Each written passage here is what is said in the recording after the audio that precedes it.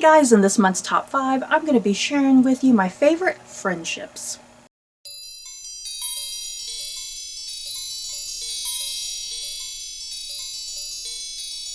So, friendships and books. Sometimes there's good friendships, sometimes there's bad friendships, sometimes there's no friendships at all in books. I think it takes some really good talent on the part of a writer to craft a really well constructed friendship between a group of characters, you know, that's very believable and realistic, not over the top and crazy.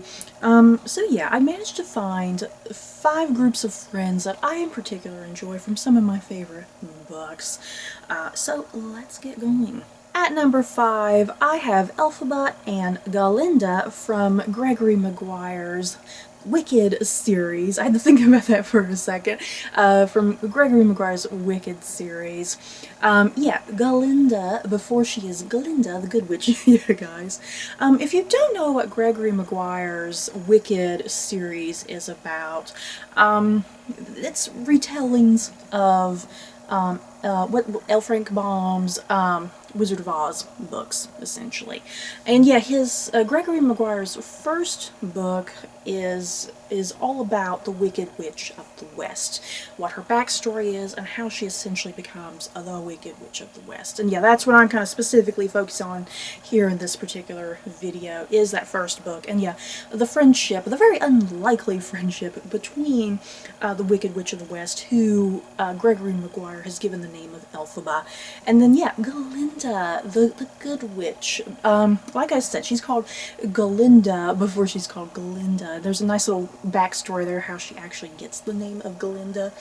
Elphaba and Galinda, like I said, they have such a very unlikely, unexpected friendship, and the thing is, they're not initially friends at the start of the book. They both go to the same university together. Elphaba is described as being very quiet and a loner. She sticks to herself. She dresses in all black. She has long black hair that kind of just like hangs like all in front of her face practically. She's described as like having a very like sallow skin complexion, and yeah, not very like pretty. But then, yeah, you have a Galinda on the opposite end of the spectrum. Galinda is very popular, she's gorgeous, she's blonde, she dresses beautifully. So it's an interesting journey in the first Wicked book, how Galinda and Elphaba, how they kind of eventually kind of connect. What are some of those factors that kind of get them to connect to each other and become pretty good friends? Yeah. They don't like become like the bestest of friends, you know, they never kind of really get to that point, but I still wanted to include them on this list because there's like a potential there. You know, it's like they have these moments that they get along, they have these moments that they support each other, and I think at the end of the day they do consider themselves friends in an odd sort of way. But yeah, once their university days are over, they go entirely 2 separate directions, and it's a very fraught relationship and friendship for the most part, but I think a friendship nonetheless. I feel like with the musical, I've never seen the Wicked musical, but I feel like the Wicked musical probably has them have a much tighter friendship. It's kind of my understanding of how the musical is.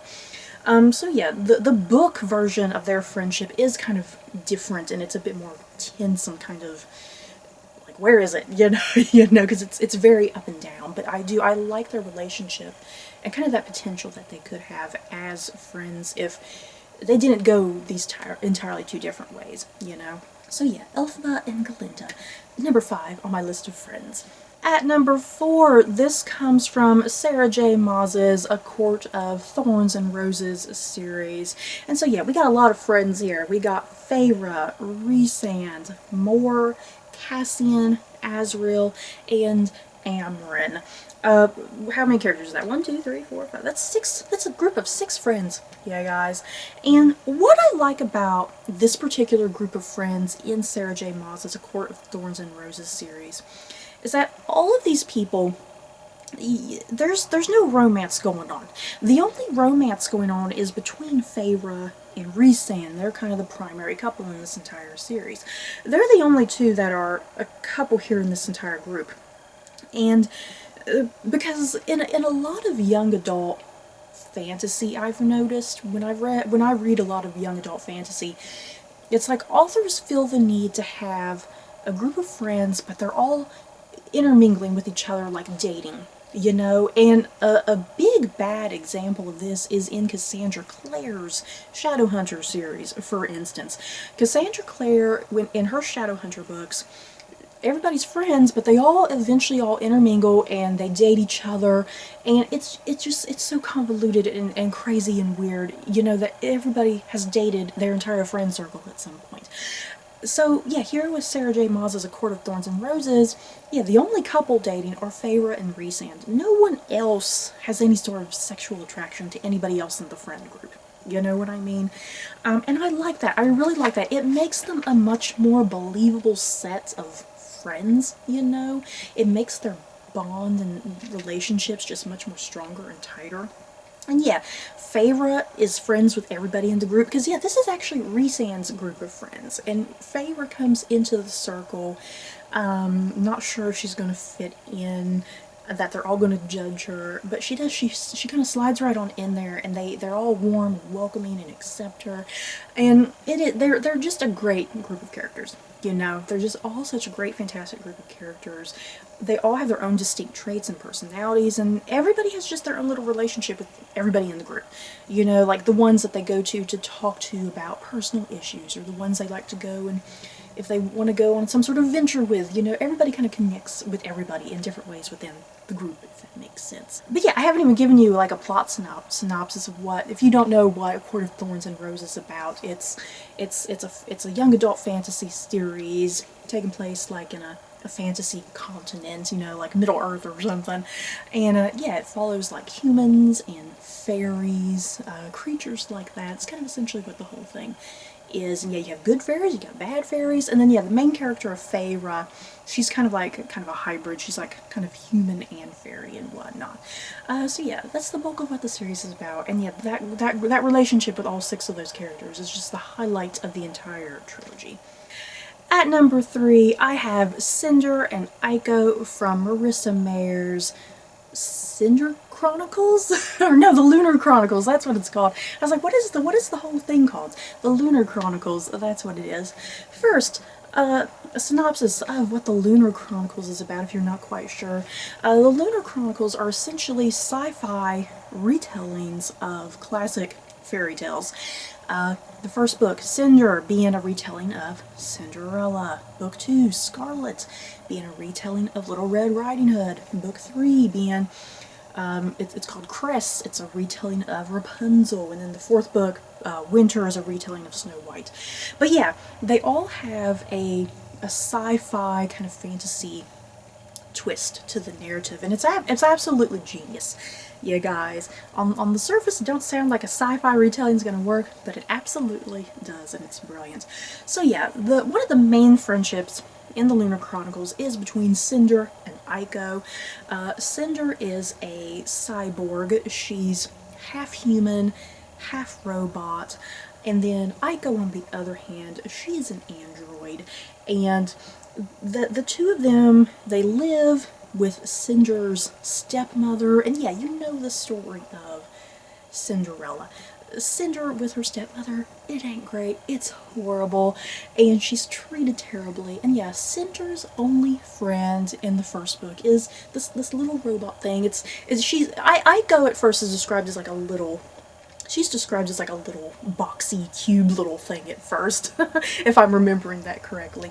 And she's Cinder's closest friend. She's the only one who sits and listens to her and talks to her, and she has just such a great personality.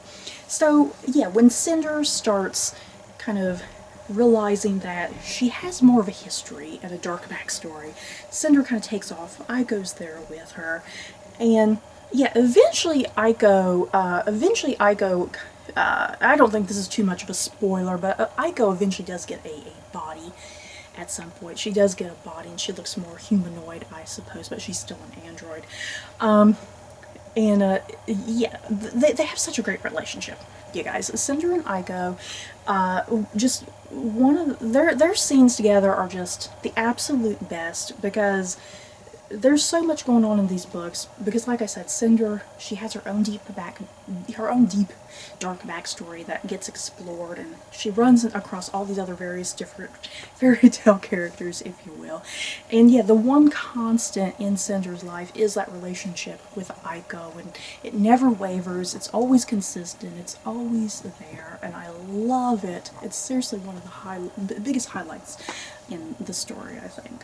At number 2, this is definitely a huge fan favorite in terms of friendships, and that is Will Herondale and Jim Carstairs from Cassandra Clare's The Infernal Devices trilogy.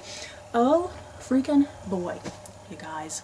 Will Herondale, Jim Carstairs, dear freaking God, talk about just the most beautiful male-male friendship that you will ever read, I think. Just the most tragic and heartbreaking, but beautiful and touching all at the same time.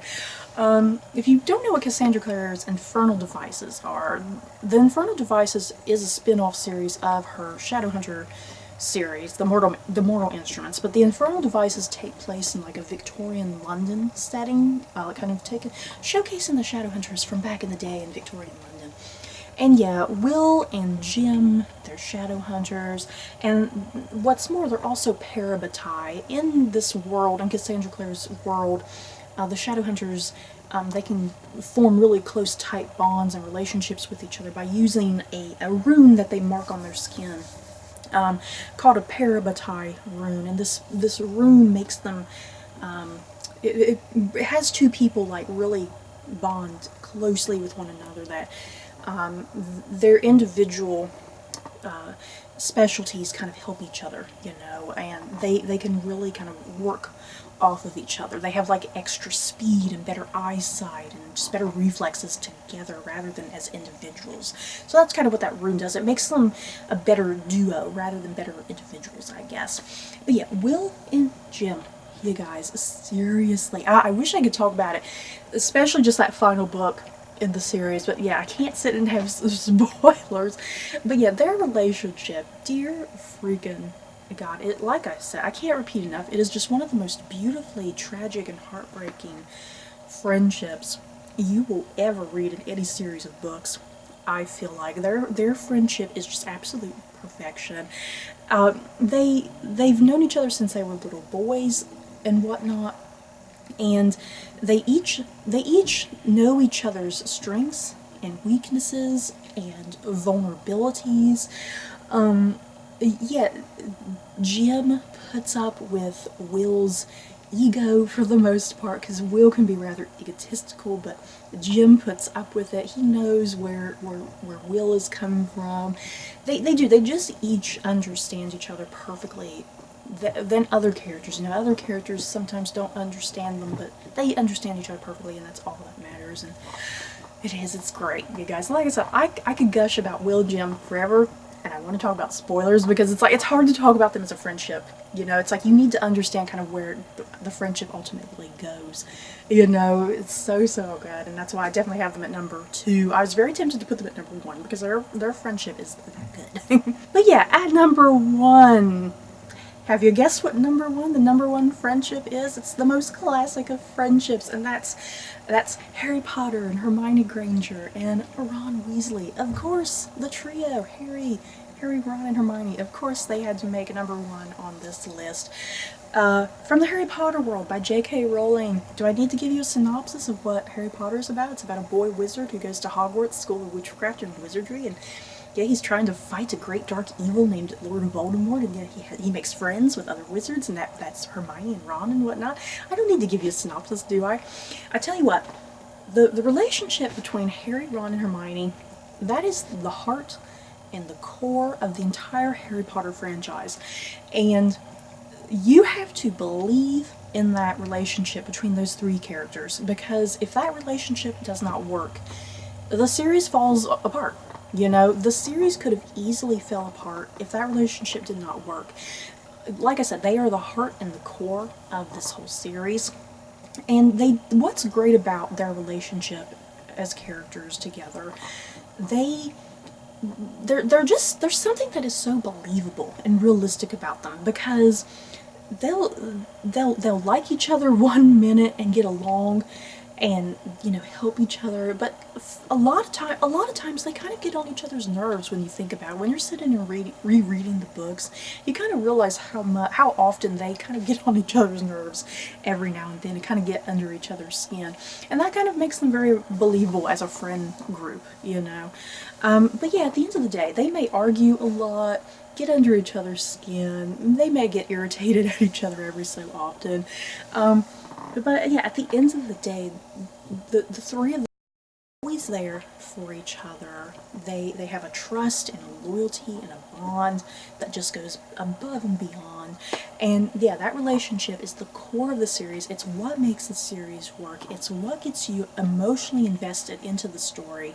Yeah, by the time you get to that final book, you know, you need to be invested in that relationship between these three characters, you know, for the whole ending of that book series to work, I think. So yeah, Harry, Ron, and Hermione, my #1 favorite, obviously. So you guys, that is it for my top 5 book of friendships. In the comments below, what friendships do you guys like? Because there's a number of them out there. There's a lot out there. Just let me know your thoughts down below, what friendships you like from some particular books, and I'll go check them out, maybe. So that's it for this video. Don't forget to like, comment, and subscribe, and if you like this video, you may like these other videos. Bye guys.